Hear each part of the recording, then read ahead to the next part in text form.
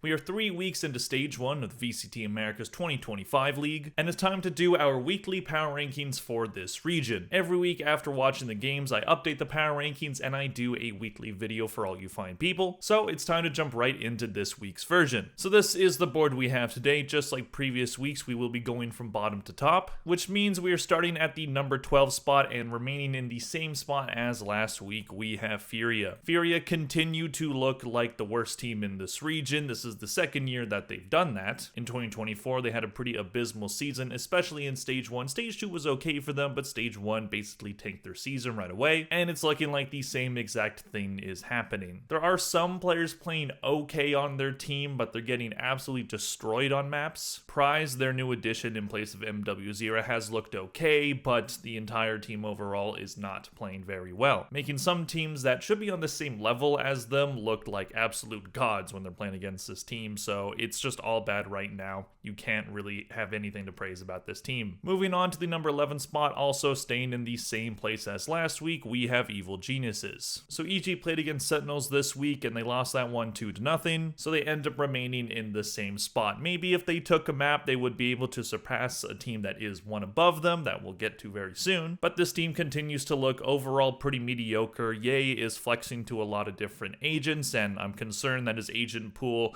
isn't as deep as I think the coaching staff thinks it is. I don't think this team is terrible overall, but they haven't been able to get any traction this year. They do have a win over 2G, but the current version of 2G I think would actually probably beat this team if they had a rematch. They do still have a chance to make it to playoffs. That 4th spot in Group Alpha is wide open. We'll see if they're able to snatch it. They're up against Crew next. I don't see them winning that one, but then their next one is against Loud, and a matchup that I would say would be favorable for Loud a couple weeks ago is now looking pretty much even. Because at the number 10 spot, moving down 2 spots from last week, we have Loud. As I said in my review of their game this weekend, I don't know what happened to this team. It doesn't matter if this team has a lead, they're gonna blow it. It doesn't matter if this team wins a map, they're gonna lose the next one. They will have large leads against teams and then they will just dissipate in front of our eyes. It doesn't even matter if some of their players are playing to superstar level. Digizin has looked quite good, and their new player in Luke Show had a great debut for this team, but they still ended up losing that match versus 100 Thieves. I really feel for the fans of this team because they're incredibly frustrating to watch, because at times they will look quite good and then they will just absolutely blow it. They had a 1 map lead over 100 Thieves and then they had a 9-3 half on the second map, and then 100 Thieves storm back to win that one, and this team ends up dropping as a result. That was a desperately needed win. They are 0-3 in their group right now. I don't see them making playoffs. They are the only team without a win, so they're gonna have to hope for both 2Game and EG to have bad ends of their stage if they were even to have a shred of hope to make it to playoffs. So it's been a disaster for Loud so far in Stage 1, and I don't see it getting any better for them. Moving on to the number 9 spot, we have a team remaining in the same spot as last week, and that is 2Game. So 2Game do lose to Crew in their matchup this weekend, but they did win a map, having a very good game on Ascent. So it looked like maybe they were going to be able to get a second upset win. However, Crew controlled them in that 3rd map as well as had a pretty lopsided 1st map, so 2Game don't really get much credit for that. But hey, at least they get that map win. As I said before, I don't see this team getting another win in Stage 1. However, as I said, that last playoff spot is completely up for grabs, so they can do it.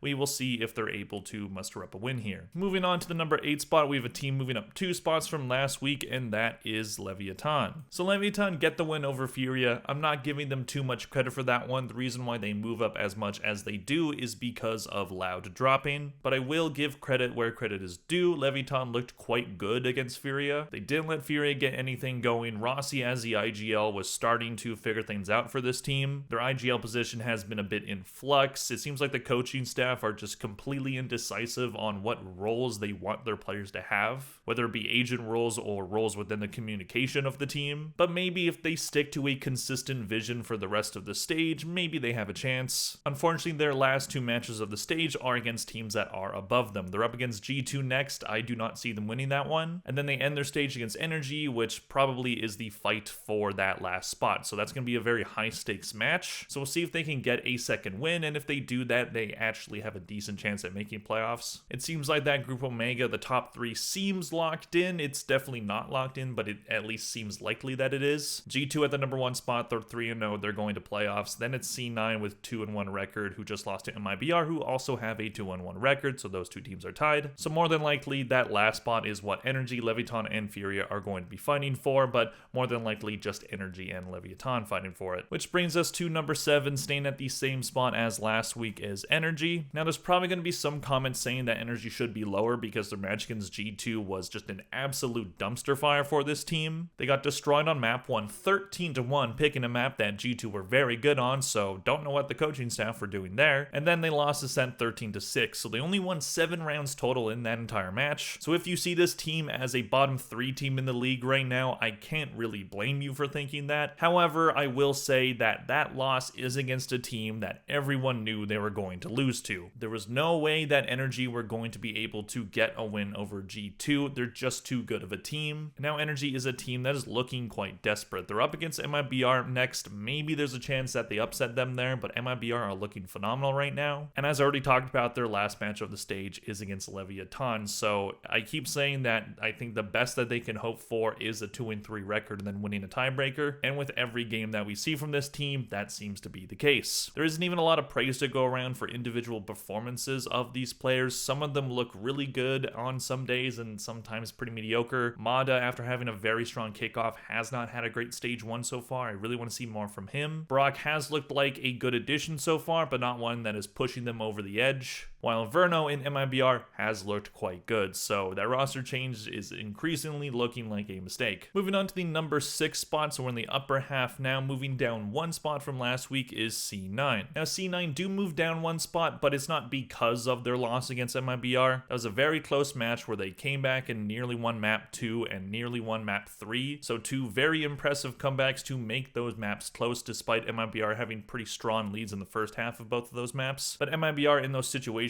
have actually been quite good, so C9 do end up losing those ones. But there were points like in overtime where they were 1 kill away from winning the entire match, so I can't really fault them for that loss at all. They fought very hard. They only moved down 1 because they got passed by a different team that we'll get to later. But C9 have looked quite strong. Vic looks like a godsend right now, one of the better additions in the Americas in the offseason, I think. He looks like one of the best rookies in the league right now. Oxy as well is starting to pick up his game. He looked phenomenal against MIBR. Zeppa has looked weirdly consistent so far. There is a lot of good things going for this team right now. They could have locked down playoffs with the win over MIBR, but they do not. But I don't think they should be too worried about their playoff chances right now. Their next game is against Furia. That should be a pretty easy win for them, and then they end their stage against G2. So they're probably going to lose that G2 match, but maybe at that point G2, stops caring about stage 1 and starts saving strats for playoffs. So there's a chance C9 get a win there. But I don't really see that happening either way. I think C9 have a pretty solid chance at making it into that 3rd spot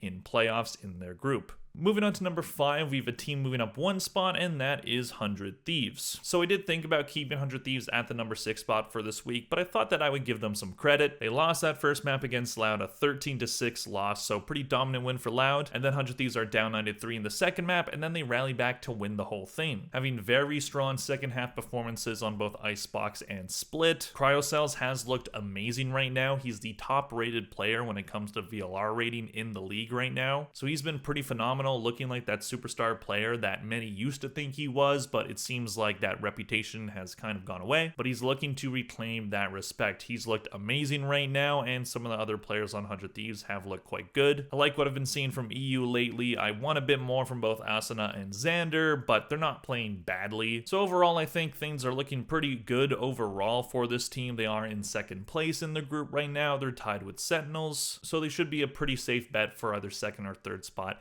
in that group alpha. Their next game is against 2G, so do not underestimate that team. They can upset you. They've already shown that with their match against Loud. But overall, 100 Thieves should be the favorites for that one. I think they're going to do a pretty good job at stomping out any chance of an upset happening. Moving on to number 4, in the same spot as last week, we have Sentinels. So Sentinels get a 2-0 victory over Evil Geniuses. EG are at the number 11 spot, so I can't give them too much credit for that, which means that they don't move up, but they don't move down either. They pretty much control controlled EG that entire game, winning the first map 13-4 and then the second map 13-6. So they not only get a win, but a dominant one. So I think for Sentinels fans, you're hoping for that match to be something to build off of. They needed that bounce back after that loss to Crew. They can gain some confidence from this win and look forward to their match against Loud, a team that is struggling mightily right now, but is a team that Sentinels have had trouble with in the past. But overall, Sentinels are definitely the favorites heading into that one, so they have to be hard focused for that to go well. Really like the fact that Narrate had a very good game against Evil Geniuses. I've been wanting him to have a bounce back in stage 1 so far. So that's definitely what he needed to gain some more confidence, so here's hoping that he can start to roll a little bit. Moving on to the number 3 spot, no change from last week for this team either. We have Crew. So Crew did lose a map to 2G, but then dominated in both of the maps that they won. So I thought that maybe I could punish them for that map loss, but I thought, it's not that big of a deal. They controlled them for those other 2 maps, so we will keep them in the same spot. My main confusion for this team is the fact that every time they lose a map, they seem to lose it pretty spectacularly. In their stage 1 match against Loud, they lost Fracture 13-3. In that map loss against 2 game, they lost 13-6. So whenever they lose, they get destroyed, but whenever they win, it's very impressive. So this team does have a bit of a Jekyll and Hyde situation going on for them right now, but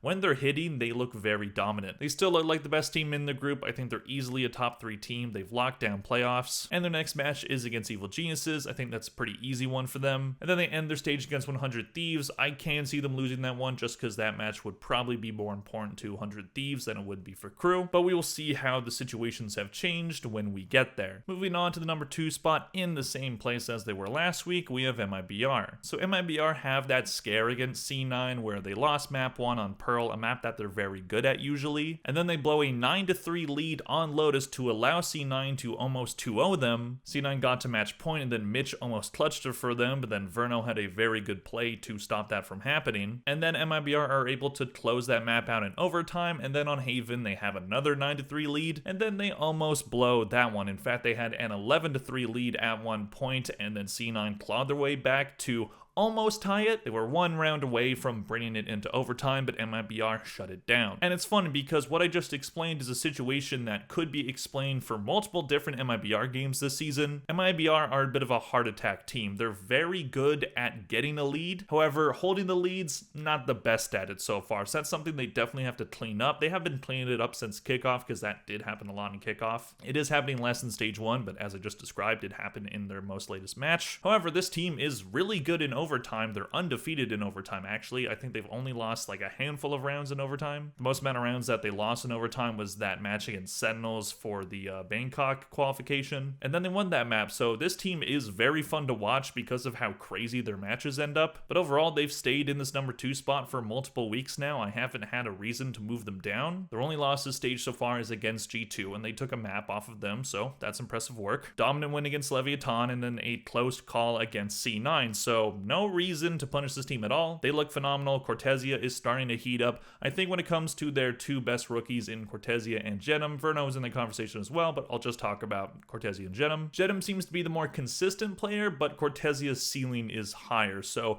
it's very interesting how their 2 rookies work that way. And then of course Verno has fit like a glove so far. Doesn't seem to have affected the communication at all. This team looks really good. Excited to see what they can do. The next match is against Energy. I think MIBR is going to win that one, but maybe Energy play more desperately, so never say never. But overall, they are the favorites heading into that one. And moving on to the number 1 spot, no change, no surprise there. We have G2 still at the top of this league. They have remained at the number 1 spot in this America's Power Ranking for the entire season. Even in the preseason power ranking that I did, they were at the number 1 spot, so I've been right about them for the entire time. Aside from predicting them to win Bangkok because I was almost right about that one, right? But either way, again, there's no reason to move this team down. They looked really good. They absolutely decimated Energy. No surprise to that one. I can't say enough good things about this team. Jogramo looked incredible in that match. Their players are playing consistent. No one's underperforming right now. Their systems are phenomenal. This team seems to have this region locked down right now. I don't think anyone's going to overtake them this year. Maybe they start to flounder a bit because they've locked down their playoff spot, but I don't see this team doing that. They're too dedicated. But maybe we see their performance be just just a little bit worse for their last 2 games, but again, I still think they win them. So those are the Stage 1 Week 3 power rankings. As you can see, if you watched the last week's video, our top 4 has not changed. No movement there, and then the bottom half, there is some movement, but not a ton. Overall, the results this week were pretty predictable, and I think a lot of teams were in pretty good spots already, but there was some movement overall, and I think next week we're going to see a lot because there are some very high stakes matches coming up and probably a lot of upsets. So we'll see what ends up happening there. Watch out for more videos coming before the weekend starts. Please click like and subscribe if you enjoyed this video. Thank you all very much for watching, and I'll see you guys in the next one. Bye.